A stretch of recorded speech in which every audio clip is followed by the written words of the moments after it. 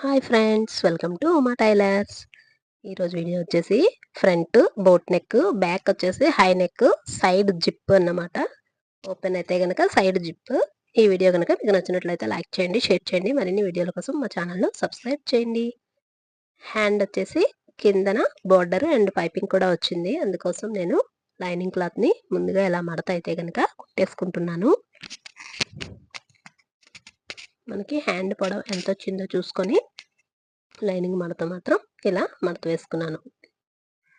ఇప్పుడు పైపింగ్ ఏదైతే ఉందో ఇది సారీలో వచ్చిన క్లాత్ కాబట్టి కొంచెంగానే వచ్చింది. అందుకని అటు ఇటు కూడా చిన్నగా అతుకులు అయితే పడుతున్నాయి. ఇలా నేను హ్యాండ్ వచ్చేసి పైపింగ్ కిందకు వచ్చేలాగా ఇలా ఒక కుట్టు వేసుకొని మొత్తం లైనింగ్ అయితే ఇక్కడ హ్యాండ్కి అతికేసుకుంటున్నాను. ఇది కటింగ్ వీడియో వచ్చేసి ముందు పార్ట్లో ఉంది. ఇలా మొత్తం లైనింగ్ అయితే కనుక రెండు హ్యాండ్స్ కూడాను నేను ఇలా కుట్లు వేసేసుకొని లైనింగ్ అతికేసుకుంటున్నాను. మిగిలిన సైడ్ మొత్తం కూడా ఎక్స్ట్రా ఉన్నదైతే కనుక కటింగ్ చేసుకుంటున్నాను. హ్యాండ్ పార్ట్ అయితే కనుక ఈ విధంగా ఇలా రెడీ చేసుకున్నాను. ఇది వచ్చేసి క్యాప్ స్లీవ్స్ లాగా ఉంటుంది.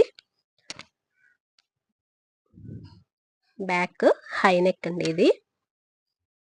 ఇది మొత్తం కూడాను లైనింగ్ ఇలా బ్యాక్ నెక్ దగ్గరగా చూసుకుంటూ మనకి బ్రాడ్ ఎంత ఉందో ఎంత పెట్టుకున్నామో చూసుకుంటూ ఇలా లైనింగ్ అయితే కనుక నొక్కు పెట్టి ఇలా అతుక్కోవాలి. లేదంటే కనుక ఒకవైపు సాగిపోయినట్టుగా వస్తుంది.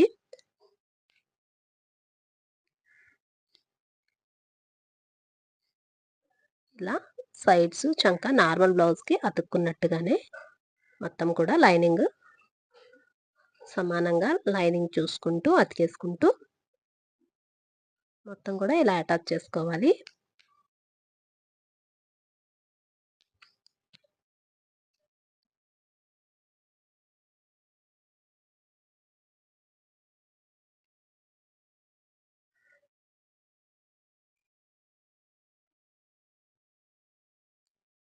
ఇలా లైనింగ్ మొత్తం మనం అతుక్కున్న తర్వాత మిగిలిన సైడ్స్ ఉన్న వేస్ట్ ఖర్చు అంతా కూడాను నేనైతే కనుక ఇలా కటింగ్ అయితే చేసేసుకుంటున్నాను. సైడ్ ఎడ్జెస్ ఉండేది మొత్తం నీట్గా కటింగ్ చేసుకొని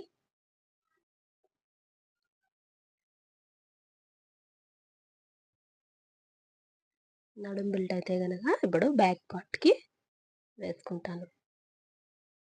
బ్యాక్ హై నెక్ వస్తుంది అంతేగాని ఏమీ కూడాను మోడల్ అయితే ఏమీ కష్టమేమీ కాదు. ఎలాంటి వాళ్ళైనా కానీ ఈజీగా చూసుకుంటూ కొంచెం ఆలోచించి కటింగ్ చేసుకుంటే కనుక అయిపోతుంది.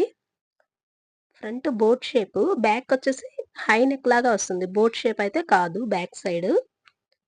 అలా అని మరీ పై వరకు కూడా కాకుండా మాకు కస్టమర్ అయితే కనుక అడిగారు. ఇప్పుడు బ్యాక్ నడుం బెల్ట్ మామూలుగా బ్లౌజ్కి ఎలా వేసుకుంటామో అలా వేసేసుకొని పైకుట్టు కూడా ఇలా లైనింగ్ మనకి కింద వైపుకి రాకుండా పైకుట్టు వేసుకుంటున్నాను. అలానే డాట్స్ 4 ఇంచెస్కి ఇలా బ్యాక్ సైడ్ 2 డాట్లు కూడాను ఇలా వేసుకుంటున్నాను. మనం ఇది బ్యాక్ హై నెక్ కాబట్టి డాట్ ఎంత పొడవు వేసుకుంటే బ్లౌజ్ ఫిట్టింగ్ అనేది అంత బాగుంటుంది. అది చిన్నగా డాట్ వేసుకుంటే గనక మధ్యలో బుస్కల్లాగా వచ్చినట్టుగా ఉంటుంది. ఎందుకంటే నార్మల్ నెక్ ఉంటుంది మనకి డౌన్ కాబట్టి అది బానే ఉంటుంది. ఇదొచ్చేసి కొంచెం డాట్ అయితే పొడవుగా వేసుకోవాలి. ఇప్పుడు ఫ్రంట్ బోట్ షేపు ఇలా సమంగా పట్టుకొని ఇలా లైనింగ్ అయితే గనక మొత్తం అతికేసుకుంటున్నాను.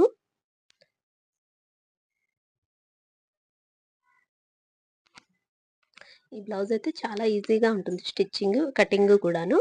మనకి సైడ్ ఓన్లీ జిప్ అంతే.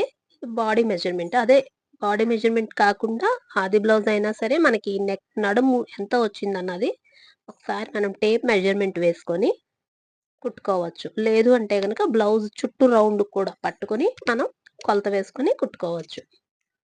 ఫ్రంట్ పార్ట్ అయితే ఇలా మొత్తం కూడా లైనింగ్ అయితే గనక అతికేసుకున్నాను. ఇలా అతికేసుకొని మొత్తం కూడాను ఇదిగోండి చూడండి సైడ్ పార్ట్ ఇలా డాట్‌కి ఇక్కడికి ఇలా ఇంత గ్యాప్ వచ్చింది. దీన్ని ఇప్పుడు నేను అటాచ్ చేసుకుంటాను.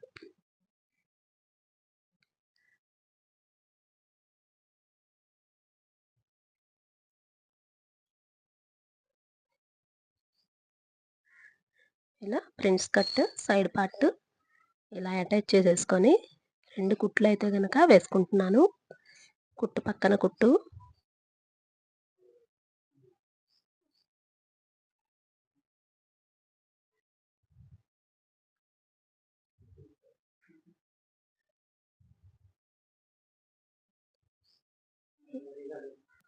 ఇలా మొత్తం అతికేసుకుంటూ కుట్టు మీద కుట్టు 2 కుట్లు అయితే గనక ఇలా వేసుకుంటున్నాను. తర్వాత అయితే గనక నేను ఓవర్‌లాక్ చేసుకుంటాను. ఇది ఎగుడు దిగుడు రాకుండా కొంచెం చూసుకుంటూ అతుక్కోవాలి. మనకి సెంటర్ పాయింట్ అనేది కరెక్ట్‌గా వస్తే రౌండ్ షేప్ అనేది కప్పు నిలబడినట్టుగా ఉంటుంది ప్రిన్స్ కట్‌ది.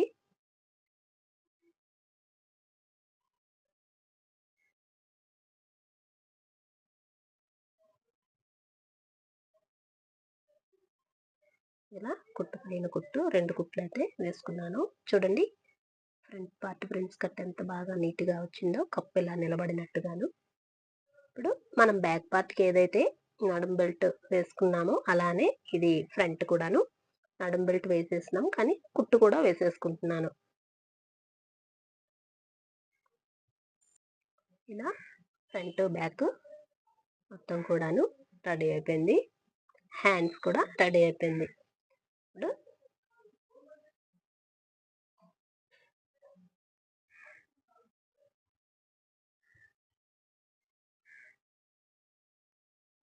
ఇదిగోండి చూడండి ఫ్రంట్, బ్యాక్ బార్డర్స్ అయితే గనక ఇలా వేసుకుంటే బ్యాక్ ఎంత హై నెక్ వచ్చిందో ఫ్రంట్ బోట్ నెక్ వచ్చింది. దీన్ని నేను షోల్డర్ అయితే గనక ఇలా సమానంగా చూసుకొని ఏమన్నా ఎడ్జెస్ ఉంటే గనక ఇటువైపు పెట్టుకుంటున్నాను. కానీ ఏమీ లేవు. ఒకవేళ మనకు అలా ఏదైనా వస్తే గనక చంక వైపు ఉండేలాగా పెట్టుకోవాలి. షోల్డర్ దగ్గర వచ్చేసి మనం పెట్టుకోకూడదు. చిన్న ఎగుడు దిగుడు వచ్చే చంక భాగం ఏమైనా ఉంటే చంక వైపు పెట్టుకుంటే కొంచెం కటింగ్ చేసేసుకోవచ్చు. ఇలా కుట్టు మీద కుట్టు 2 కుట్లు అయితే గనక షోల్డర్ మీద వేసుకున్నాను. నెక్ వచ్చేసి ఇలా క్రాస్‌గా 1 ½ ఇంచు వెడల్పుతో ఒక పీస్ అయితే తీసుకొని దాన్ని చివర్లు కుట్టుకున్నాను. ఇక్కడ ముందు మొత్తం షోల్డర్ అంతా అతికేసుకున్నాం కాబట్టి ముందుగా ఇట్లా రౌండ్ నెక్ షేప్ లాగా నేనైతే గనక వేసుకుంటున్నాను స్టిచ్ అనేది.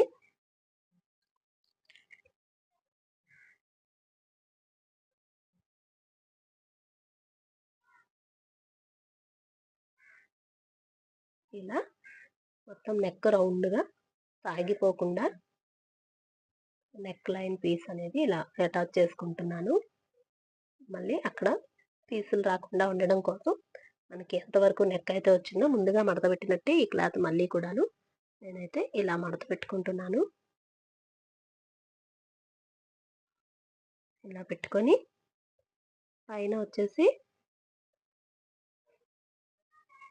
ఇలా నాటు పెట్టుకుంటూ పై కుట్టు అయితే గనక నేను వేసుకుంటున్నాను.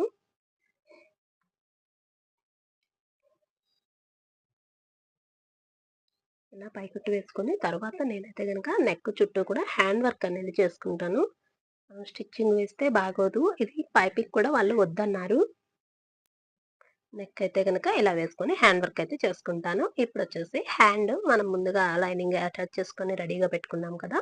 అది సెంటర్ షోల్డర్ నాట్ చూసుకొని, ఇటు సైడ్స్ అయితే గనక ఎంతవరకు వచ్చిందో చూసి మిగిలిన ఖర్చు సైడ్‌కి వదిలేసుకొని, ఇలా అయితే గనక నేను కుట్టు వేసుకుంటున్నాను. సైడ్ ముందుగా మనం క్లాత్ అటాచ్ చేసుకున్నాం కాబట్టి కొంచెం ఎక్కువ చేసుకుంటే గనక మళ్ళీ మళ్ళీ అతుక్కునే పనుండదు. మిగిలినది ఏమైనా ఉంటే ఎక్స్‌ట్రా ఇలా సైడ్‌కి కట్ చేసేసుకోవచ్చు. అలానే 2 వైపులా కూడాను హ్యాండ్ పార్ట్ అనేది ఇలా అటాచ్ చేసేసుకొని కుట్టు పైన కుట్టు అయితే గనక 2 కుట్లు వేసుకోవాలి. అలానే ఓవర్‌లాక్ కూడా చేసుకుంటాము.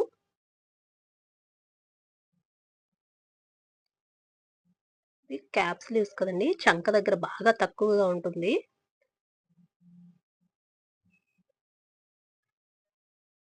హ్యాండ్ వచ్చేసి లూజు 13 ఇంచులు, నడుం దగ్గర వచ్చేసి 28 ఇంచులు.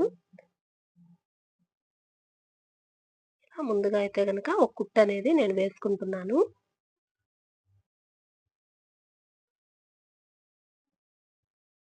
ఇంకో వైపు కూడా మనకి జిప్ వస్తుంది గదా! అటువైపు వచ్చేసి రైట్ సైడ్ ఫ్రంట్ వైపు రైట్ సైడ్ బ్లౌజ్ కి జిప్ అనేది వస్తుంది. హ్యాండ్ పార్ట్ కి 13 ఇంచులకి ఉండేలాగా చూసుకొని మొత్తం 3 కుట్లు అయితే గనక ఇటువైపుకి నేను వేసుకుంటున్నాను. ఇలా 3 కుట్లు ఇటువైపు వేసుకున్న తర్వాత ఇంకో వైపు కూడాను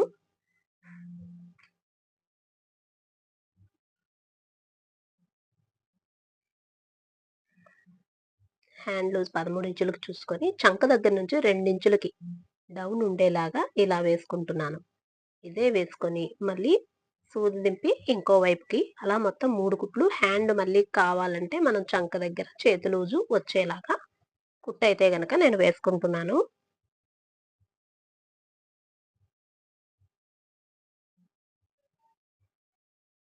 ఇది ఇన్నర్ జిప్ కాబట్టి ఇగోండి చూడండి ఇట్లా మనం ముందుగా మార్కింగ్ ఎక్కడికైతే చేసుకున్నామో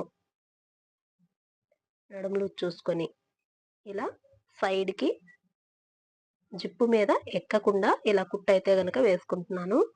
ఇలా కుట్టు వేసుకొని ఇంకో వైపు వచ్చేసి ఇలా పై వైపు నుంచి చూసుకుంటూ వేసుకోవాలి. మనం ముందుగా నడుము దగ్గర మార్కింగ్ అయితే గనక చేసుకున్నాం కదా, జాకెట్ ఎంత లూజ్ వచ్చిందన్నది చూసుకొని అక్కడికి ఇలా స్ట్రైట్ గా అయితే గనక జిప్ అనేది వేసుకోవాలి.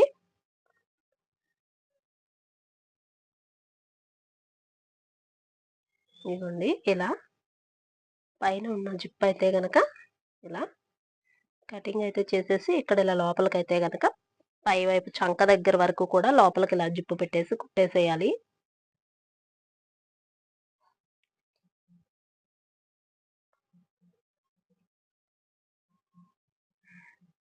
కింద జిప్ ఎక్స్ట్రా ఉంటుంది కదండి, అది కటింగ్ చేసుకొని మనం ఇలా మడతలాగా పెట్టేసుకుంటే జిప్ అనేది ఫెయిల్ అయిపోకుండా కిందకి ఊడి వచ్చేసేయకుండా ఉంటుంది. ఇలా ఉన్న సైడ్స్ అయితే గనక ఇలా నేను కుట్లు అయితే వేసుకుంటున్నాను. జిప్పు దగ్గర కింద వైపు ఉండేది, చంక దగ్గర ఉండేది రౌండ్ లోపలికి ఇలా మడచేసే గనక పెట్టుకొని కుట్టేసుకుంటాను. కస్టమర్ కి మనకి గుచ్చుకోకుండా ఉంటుందనేసి ఇలా, అదే ఓవర్లాక్ చేసిన పీసుల్లాగా మళ్ళీ కనపడుతూ ఉంటుంది కదా. ఇదిగోండి జిప్పు వేసిన తర్వాత అయితే గనక ఇలా వచ్చింది బ్లౌజు. ఇప్పుడు మనకి నడుం లూజ్ అనేది ఎలా వచ్చిందో, సరిపోయిందా లేదా అన్నది చూసుకొని 14 ఇంచులు అంటే 28 ఇంచులు నడుం రౌండ్ అయితే సరిపోయింది. ఒకసారి ఇలా కూడా టేపు విడిగా చూసుకుంటూ కొలుచుకుంటే 28, ఒక చంక దగ్గర వచ్చేసి ఒక హాఫ్ ఇంచ్ అయితే గనక లూజ్ వచ్చింది. దానికోసం నేను మళ్ళీ ఇలా తీసుకొని కుట్లు అయితే గనక వేసుకుంటున్నాను.